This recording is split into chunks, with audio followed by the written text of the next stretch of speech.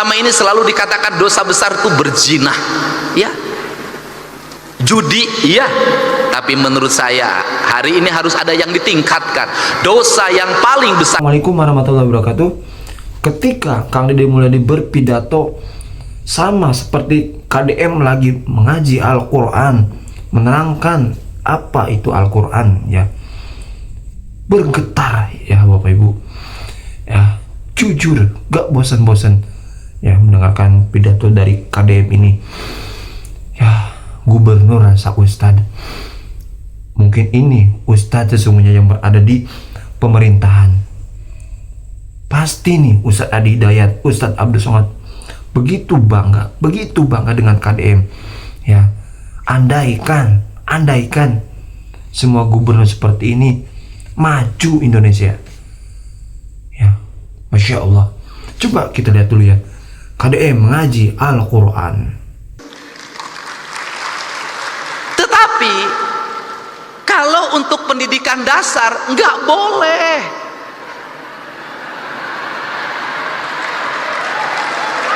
Nggak boleh. Kenapa? Yang dibentuk adalah karakter manusia, bukan mesin.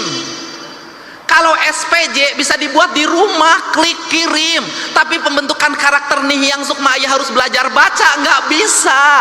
Yang diurus adalah hati, bukan mesin. Yang diurus bukan angka-angka, tapi manusia.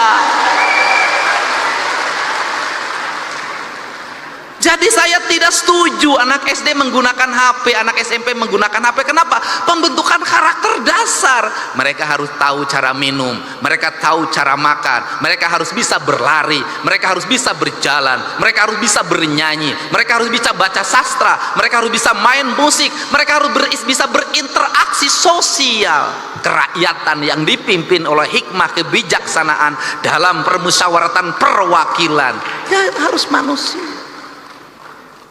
Pada akhirnya yang dunia digital juga ada waktunya bertemu. Kenapa? Karena rindu tak pernah tertahan. Nanti ada kangennya, pegawai-pegawai Pemda kangen berkumpul, sebulan sekali bertemu. Kenapa? Karena rindu itu tak bisa hanya dengan video call, tidak hanya dengan chat. Pada akhirnya kita adalah manusia nyata, bukan manusia maya. Nah, kerangka ini harus dibangun sehingga apa? Ini tantangan buat MUI. Kalau selama ini selalu dikatakan dosa besar itu berzina, ya, judi, ya. Tapi menurut saya hari ini harus ada yang ditingkatkan. Dosa yang paling besar itu adalah merusak alam. Paling besar. Yang berzina hukumnya dirinya dan istrinya dan keluarganya. Tapi membabat hutan di Ciwidey, membabat hutan di Pangalengan, banjir lumpur, triliunan uang dikeluarkan menormalisasi Citarum, pada akhirnya tidak bermakna karena lumpur gunung masuk Citarum dan meluap. Berapa penderitaan yang dialami oleh banyak orang. Dan sebaik-baiknya manusia adalah yang bermanfaat bagi orang lain, dan seburuk-buruknya manusia adalah yang melakukan kerusakan di muka bumi. Kenapa? Karena kerusakan alam memperpendek umur bumi, bukan hanya umur dirinya, tapi umur bumi, mempercepat proses kiamat. Dan sekarang kiamat mungkin terjadi karena teman saya namanya Ahmad sudah punya cucu, dia dipanggil kiamat sekarang. Ini para bupati hadir, terima kasih. Ini penting, Pak. Jadi apa concern kita, agama kita hari ini? Saya kemarin ketemu dengan ketua Persis, ketua Muhammadiyah, ketua NU. Saya bilang fikih yang paling kuat hari ini adalah fikih lingkungan. Kenapa? Malu, Pak. Anak-anak muda sekarang tuh tidak seperti kita. Kita masih jaga-jaga kalau ngomong. Anak muda sekarang tuh berani posting, Pak, dan berani mencaci maki orang tuanya. Dia ngomong begini, kan kita malu kalau digituin. orang Indonesia ini paling banyak berdoa, tapi orang Indonesia itu paling banyak bencana. Kan malu digituin. Orang Indonesia itu paling banyak berdoa, tapi paling banyak orang yang sengsara.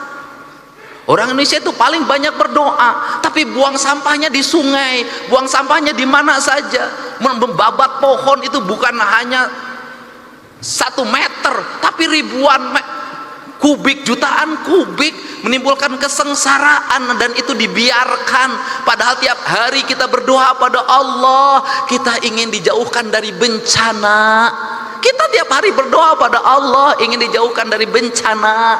Tapi menurut saya doa ini tidak akan bermakna kalau yang menjadi penyebab bencana terus dilakukan tanpa henti. Kita bicara hakikat, tapi syariatnya tetap terjadi kerusakan, tak ada makna. Untuk itu maka saya sampaikan, ini tantangan bagi pramuka. Hari ini Pemda Jawa Barat mulai menanami pohon-pohon enteh-enteh, areal perkebunan enteh yang kosong itu ditanamin oleh anggaran provinsi, orangnya digaji. Kita punya rencana juga dan akan berjalan, dan Januari efektif.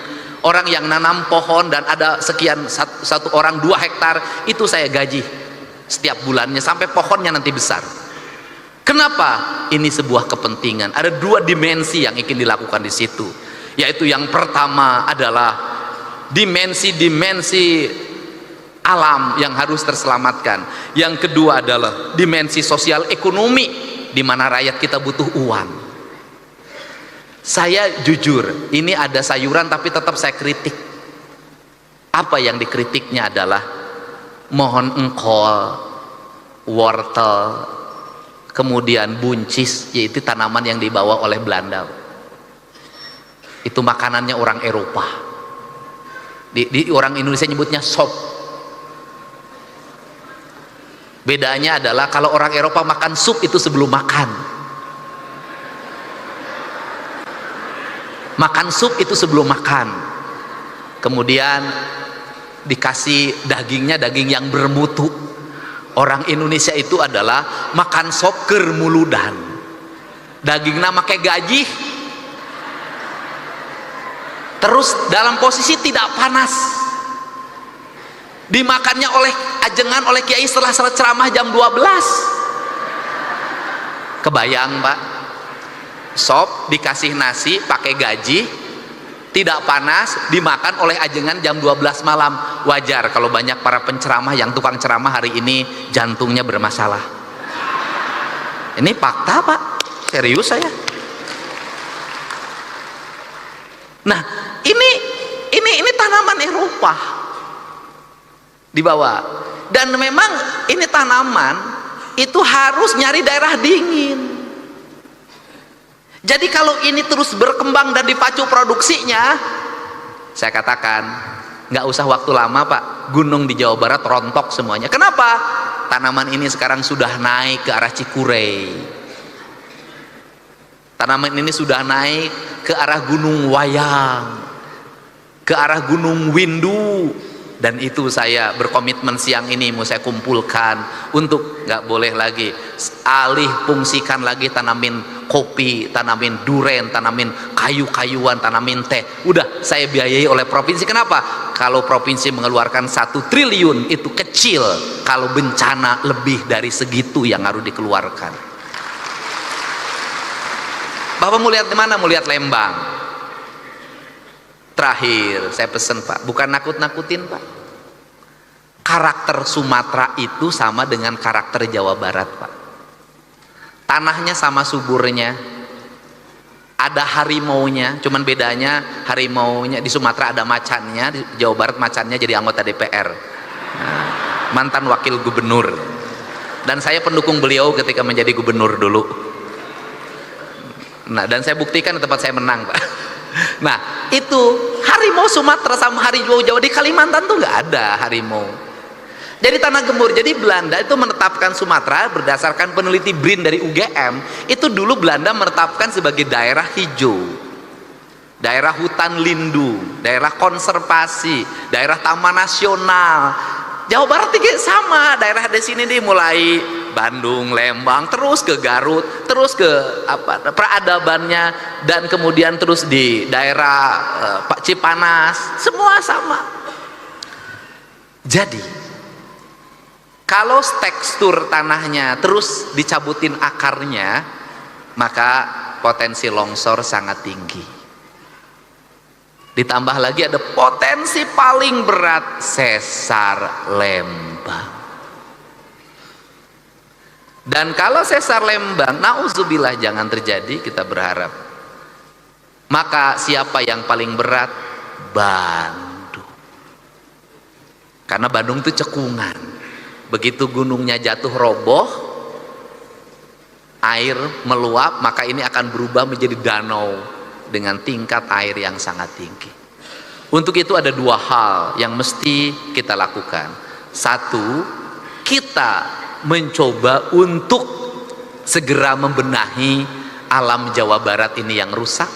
Yang kedua, setelah membenahi alam ini, setelah sungainya dinormalisasi, setelah pohon-pohonnya ditanam, setelah gunung-gunungnya dihijaukan, setelah kita melakukan ikhtiar-ikhtiar kemanusiaan, maka kita berpasrah pada Allah.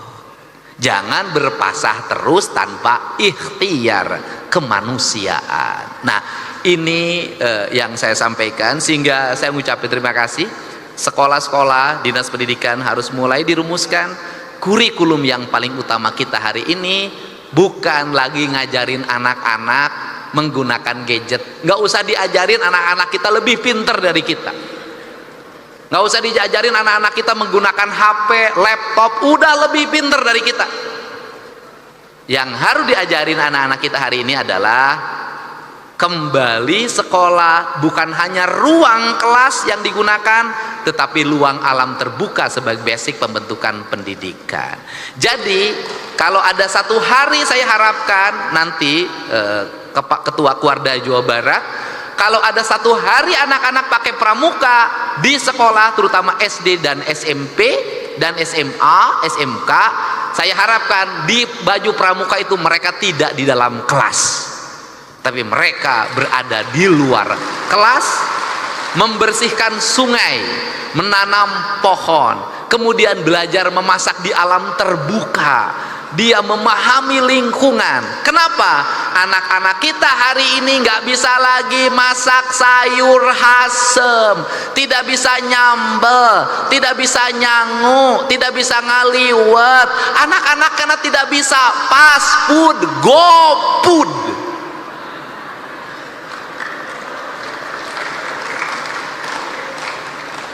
Dan saya katakan, saya bukan menakut-nakuti, kalau anak-anak kita mengkonsumsi makanan-makanan kelas rendahan, umurnya terbatas, penyakitnya banyak.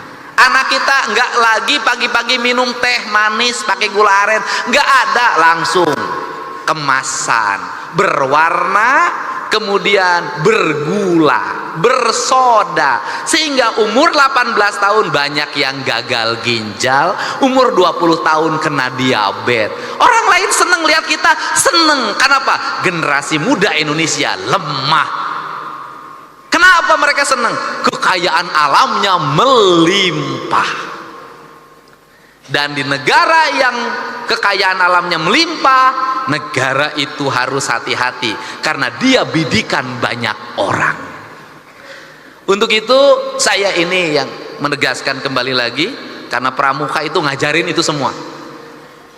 Dan yang berikutnya lagi pesen, kalau perkemahan-perkemahan harus dihidupkan lagi, kerjasama TNI Polri menjadi pembimbingnya. Kenapa? Saya masukin mereka ke barak militer, terbentuk, bisa baris, bisa upacara, bisa jadi paskibra. Si Egi wae nu ngacapruk rada hidang. Ini manfaatin Kak Dede, Kak Herman. Jadi saya ingin nanti yang dikirim ke barak marinir, ke barak TNI AU, ke barak TNI Angkatan Darat, anak-anak sudah berbaju pramuka, pendidikannya di situ. Ini pembentuk karakter-karakter ini, karena kerjasama kami dengan Polda, dengan Polres, hari ini angka geng motor sudah hampir menurun. Yang terakhir kemarin di Bandung sudah ditangkap. Kita ini waktunya hanya terbatas dengan Pak Kapolda. Pokoknya Pak Dedi, Pak Gubernur, 2 hari pasti kena. Kita terus update, menurun. Dan yang paling jadi ancaman hari ini adalah pelecehan seksual pada anak-anak di bawah umur yang dilakukan oleh bapak tiri yang ibunya pergi ke timur tengah jadi TKI. Ini nanti saya sih pengen bikin moratorium sajalah, tidak boleh seorang ibu meninggalkan anak balita untuk bepergian ke luar negeri. Saya pengen begitu dah, terutama meninggalkan anak perempuan. Udahlah, saya kemarin sudah nangkep lagi di Sukabumi. Terakhir jadi gubernur, konten itu manfaatnya ternyata banyak, Pak. Saya tiap hari tuh bacain TikTok, yang satu masalah pelecehan seksual langsung telepon Kapolda, cepat ditangkap. Yang ini masalah apa lagi, pokoknya ayo nama kabeh ka Pak Dedi weh. Tapi bagi mereka yang punya ibu rumahnya robah, anaknya jangan teriak-teriak Pak Dedi, atau yang punya kewajiban pertama adalah anaknya. Pak Dedi, tolong ibu saya rumahnya Pak Dedi gentengnya bocor, kusia atau etama. Nah sia teu hidang. Pak Dedi, ibu saya sakit, kusia etama. Itu loh. Nah, saya hari ini alhamdulillah ya terupdate, karena sekarang berani speak up. Kemarin kan 6 orang Garut, orang mana-mana, kemudian berjalan kaki sudah 2 hari di Aceh, sudah bisa diantarkan pulang gara-gara Pak Dedi saya di Aceh, Pak Dedi. Saya koordinasi dengan Polresnya, terus bisa. Hari ini lagi 45 orang Jawa Barat, orang Garut, orang Cirebon, orang Purwakarta, orang Subang, ya pokoknya bupatina di area kabeh nya. Kemarin dia di Takengon, di daerah, saya telepon Kapolres Aceh Utara, itu Kang nggak bisa ditembus. Hari ini sudah bisa tembus, mereka sudah ada di Lok Semawe. Hari Kamis mau saya jemput, saya kembalikan ke kampung halamannya. Itu gara-gara gubernur konten. Alhamdulillah, Bapak-bapak Ibu. Ya itu dia tadi ya, pidato dari Kang Deddy Mulyadi yang begitu ya penuh makna, yang mana tadi adapun KDM menjelaskan tentang pentingnya ya mendidik anak dari SD, SMP, yaitu harus dengan cinta, harus dengan langsung ya, keboleh main HP, dan ya bapak-bapak orang tuanya pun harus aktif ya gitu. Dan masih banyak tadi yang disampaikan KDM yang mana begitu daging semua ya ucapannya itu. Ya mungkin itu saja ya, semoga bermanfaat dan semoga KDM sehat selalu, amin ya rabbal alamin. Oke, terima kasih Bapak Ibu dimanapun berada. Sampai berjumpa di video. Assalamualaikum warahmatullahi wabarakatuh.